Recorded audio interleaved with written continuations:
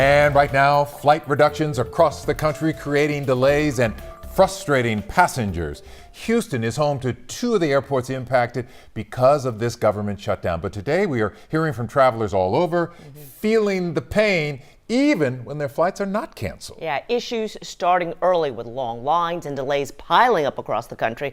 Our team monitoring issues from Houston to Newark, Baltimore to Los Angeles. We're hearing from travelers trying to navigate one of the biggest air travel disruptions in recent memory. I'm praying that they get this together because this is horrible. I normally get here about 2 hours earlier, but due to everything that was going on, I just figured to get here about 4 hours earlier. So listen to this. The airlines have cut 1,000 flights through Sunday at 40 of the nation's busiest airports. And late today, we learned it could get worse. The Fed's warning up to 20% of flights, 20% could be at risk if the shutdown does not end soon. We have live team coverage tonight from Capitol Hill to here in Houston. Jason Miles kicks things off at Bush Intercontinental tonight. Jason? As you know, Lynn, Bush Airport is a United Airlines hub. That major carrier is now publicly posting flights that are affected by this reduction, if you will. Right now, there are dozens of cancellations alone through the weekend, most of them to or from Texas airports. At last check, both Bush and Hobby had about 2% of flights canceled today. That's in addition to up to 26% of flights being delayed to some degree. It's all tied, of course, to the government's decision to cut flights at 40 airports nationwide by 4%. That could rise, as you mentioned, to up to 20% in the coming days. That's according to officials if the shutdown continues. Most of the folks we've met at Bush today were impacted at their departure points, however, including Chicago's O'Hare Airport. It has consistently been at or near the top of FlightAware's so-called misery map throughout the day. Did you hesitate traveling? Yes, I did. I contemplated going home and driving, but because I have a wedding at 2 p.m. today, that was not feasible. So, yeah, we had to just make it work. I think that the thing to remember is that this is just the beginning, and the number of flights or air traffic volume that could be impacted could go up in the days to come if the shutdown is not resolved. So be prepared for that. If you're going to be traveling over the next few days or weeks, have an alternate plan. There is some relatively good news. People say the TSA lines have not been as much of an issue today compared to recent days, at least. Of course, fewer flights potentially means fewer people coming through the airport. And back here live, I just checked the latest data. Nationwide, total delays are now more than 20,000. Again, that is nationwide. I think the total number of cancellations was around 1,400. That's the latest from Bush. Of course, we will stay on top of this story. Back to you. Jason Miles live at Bush Airport, and Thanksgiving right around the corner.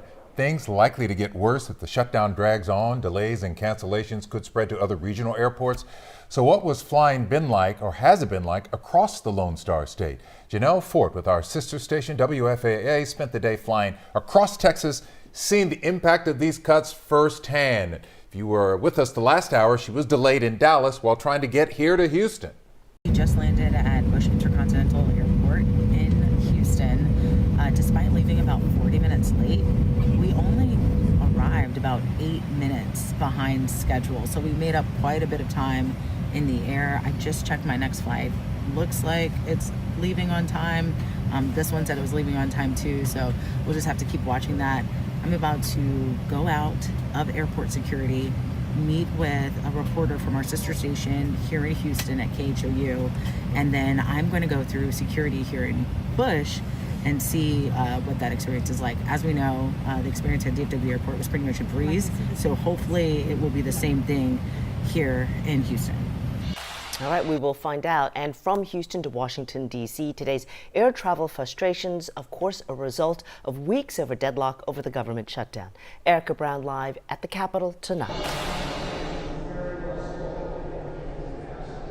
Well, as we see the ripple effects of those flight cuts at major airports across the country and frustrated travelers facing cancellations and delays due to staffing shortages caused by this shutdown, here on Capitol Hill, there is a sense of urgency to try to reach a deal to reopen the government. And there are talks underway, but as of now, on day 38 of the standoff, the deadlock continues.